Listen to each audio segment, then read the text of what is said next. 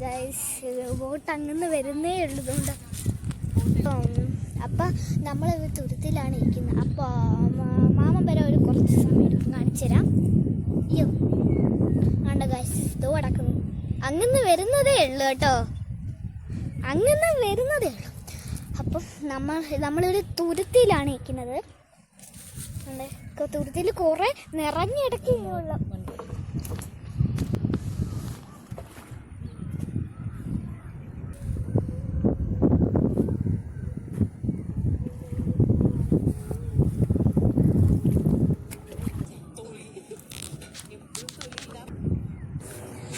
നമ്മൾ ഇപ്പോൾ അമ്പലത്തിൽ എത്തിയിട്ടുണ്ട് കേട്ടോ.